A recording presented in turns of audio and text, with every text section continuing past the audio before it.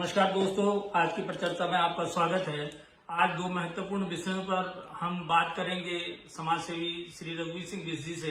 सरकार द्वारा जो दो मुद्दे हैं, एक है दिसंबर 2023 में होने वाली ग्लोबल इन्वेस्टर समिट।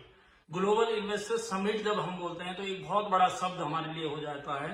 तो ग्लोबल इन्वेस्टर समिट का मतलब ये है कि देश विदेश से लोग यहाँ इन्वेस्टमेंट करने के लिए आएंगे, जिससे हमारे राज्य की आर्थिकी सुधरेगी। सरकार का अंदाजा है कि इस ग्लोबल इन्वेस्टर समिट से 2.5 लाख करोड़ रुपए का निवेश जो है हमारे राज्य में आएगा और उससे हमारे राज्य की दशा और दिशा में सुधार होगा। तो आइए जानते हैं इस पर रघुवीर सिंह बिष्ट जी की क्या राय है। धन्यवाद सजवान जी, आपने बहुत ही महत्वपूर्ण विषय पर परिचर्चा की है। जो ग्लोबल इन्वेस्टमेंट समिट मीट 2023 ये देहरादून में एफआरआई में होने जा रही है। मैं आपको याद दिला दूं, 2019 के लोकसभा चुनाव से ठीक 6 महीने पहले इसी देहरादून में महाराणा स्पोर्ट्स कॉलेज में ग्लोबल इन्वेस्टमेंट समिट मीट हुई थी और उस समय भी भारतीय जनता पार्टी की सरकार थी। उस समय भी बड़े बड़े दावे किए गए थे कि इन्वेस्टर समिट मीट में 1,25,000 करोड़ रुपए के एमओयू साइन हुए हैं। तो सबसे पहले तो उत्तराखंड की जनता भारतीय जनता पार्टी से पूछना चाहती है और इस सरकार से पूछना चाहती कि जो 2018 में जो आपने ग्लोबल इन्वेस्टमेंट समिट करवाई थी, उसका परिणाम क्या रहा? वो एमओयू धरातल पर कितने उतरे? और ठीक अब 2024 में लोकसभा का चुनाव है, उससे ठीक 7-8 महीने पहले दिसंबर माह में एक और ग्लोबल इन्वेस्टमेंट समिट करवाया जा रहा है और उसमें लक्ष्य रखा है कि 2.5 लाख करोड़ रुपए का इन्वेस्टमेंट का उनका लक्ष्य है। निश्चित रूप से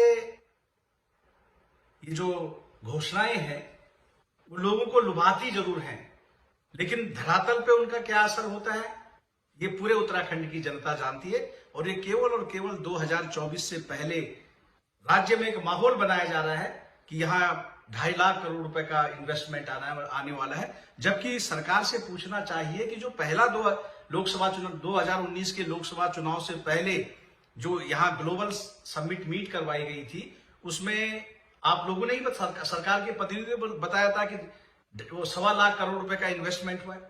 और सजवान जी, मैं आपको बताना चाहता हूं जो ये एमओयू साइन हो रहे हैं, मेमोरेंडम ऑफ अंडरस्टैंडिंग, ये कोई लीगल नहीं है, ये वैध नहीं है कि इनको खर्च करना ही करना है। ये जनता को समझना चाहिए। और जिस प्रकार से 2018 में जो ग्लोबल समिट मीट हुई थी, उसी तरह से 2023 की ग्लोबल समिट मीट के रिजल्ट जो है वो उत्तराखंड की जनता देखेगी। ये केवल और केवल जुमले के अलावा और कुछ नहीं है। और क्योंकि 2018 जो ग्लोबल समिट मीट हुई थी, उसका इनॉग्रेशन सेशन भी माननीय प्रधानमंत्री जी ने उसकी शुरुआत की थी, और जो अब दिसंबर माह में भी हो रहा है लोकसभा चुनाव से ठीक पहले, उसके उद्घाटन के लिए भी वो देश के माननीय प्रधानमंत्री जी को आमंत्रित किया गया है। बिष्ट जी, जैसा आपने बताया कि ग्लोबल इन्वेस्टर समिट 2019 में भी हुई थी और अभी 2023 में भी प्रस्तावित है, और इसमें इसके आउटपुट क्या आएंगे और क्या नहीं आएंगे ये तो भविष्य के गर्त में है। लेकिन एक दूसरा मुद्दा भी है जिसमें अभी राज्य सरकार के शिक्षा विभाग ने पर्वतीय क्षेत्रों में निजी स्कूल खोलने के लिए 25% सब्सिडी निजी निवेशकों को देने का वायदा किया है, और इससे वो ये कह रहे हैं कि पलायन भी रुकेगा। तो क्या आपको ये नहीं लगता कि निजीकरण के कारण, निजी स्कूल खुलने से एक तो शिक्षा के निजीकरण होगा और दूसरा पलायन इससे किस तरह से रुकेगा? इस पे आपके क्या विचार है? देखो सजवान जी, आज ही उत्तराखंड के लीडिंग न्यूज़पेपर्स में आया है कि जो प्राइवेट स्कूलों के मालिक हैं वो भी उत्तराखंड के पर्वतीय जिलों में इन्वेस्टमेंट करना चाह रहे हैं, प्राइवेट स्कूल खोलना चाह रहे हैं। और जो प्राइवेट स्कूल खोलना चाह रहे हैं, सरकार ने जो अपनी सर्विस सेक्टर पॉलिसी में उनको 25% की सब्सिडी देने का निर्णय लिया है कि अगर पर्वतीय जनपदों में कोई 25 करोड़ रुपए का इन्वेस्टमेंट प्राइवेट स्कूल खोलने में करता है, तो उसको जमीन खरीदने के लिए 25% की सब्सिडी दी जाएगी। या कोई लीज पे खरीदना चाहता है तो उसको 90% लीज पे जमीन, वो 90 वर्ष के लिए जमीन लीज पे दी जाएगी। तो इससे कहीं पलायन नहीं रुकेगा। आप सोच सकते हैं कि पर्वतीय जनपदों में कौन लोग रह रहे हैं, वहां गरीब लोग रहते हैं।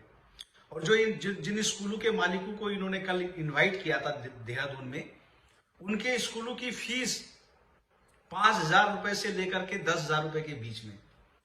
अब पहले पर्वतीय जनपदों में वो लोग जो रह रहे हैं इस समय, और वो भी मजबूरी में रह रहे हैं, वो लोग जो है अपने बच्चों को इन प्राइवेट स्कूल में पढ़ाने के लिए 5 से 10,000 रुपए महीना कहां से लाएंगे।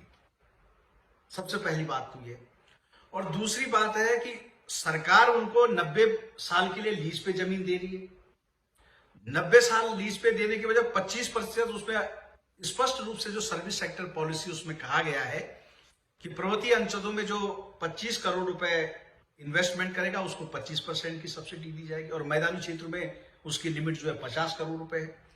तो जो ये सर्विस सेक्टर पॉलिसी के अंदर जो प्राइवेट स्कूल खोलने का विचार है, निश्चित रूप से उत्तराखंड के पर्वतीय जनपद के लोगों को उससे कोई लाभ नहीं होगा। ये सीधा सीधा जो सरकारी जमीनें हैं वो इन बड़े बड़े धन्ना सेठ जो प्राइवेट स्कूलों के मालिक हैं उनको सौंपने की पूरी तैयारी है।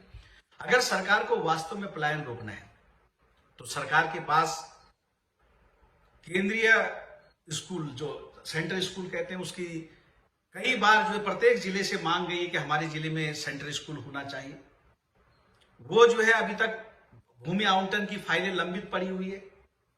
और सबसे बड़ी बात है कि अगर सरकार को वास्तव में पलायन रोकना है और शिक्षा के माध्यम से रोकना है, क्योंकि शिक्षा भी पलायन का एक बहुत बड़ा कारण है, अगर वास्तव में रोकना है तो प्रत्येक ब्लॉक में जिस प्रकार से जवाहर नवोदय विद्यालय है, जिस प्रकार से राजीव गांधी नवोदय विद्यालय है, अगर प्रत्येक ब्लॉक में वो नवोदय विद्यालय खोले जाए तो निश्चित रूप से, क्योंकि उनकी फीस भी बहुत कम होती है, वहां जो है उनकी पूरे बोर्डिंग में रहते हैं, उनके खाने पीने की व्यवस्था जो है सरकार करती है।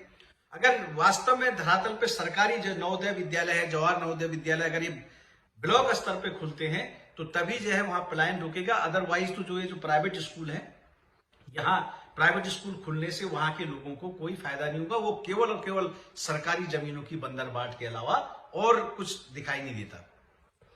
ये थे हमारे साथ रघुवीर सिंह बिष्ट जी, जिन्होंने तात्कालिक मुद्दों पर जो ग्लोबल इन्वेस्टर समिट और पर्वतीय क्षेत्र में निजी स्कूल खोले जा रहे हैं इन पर अपनी राय रखी।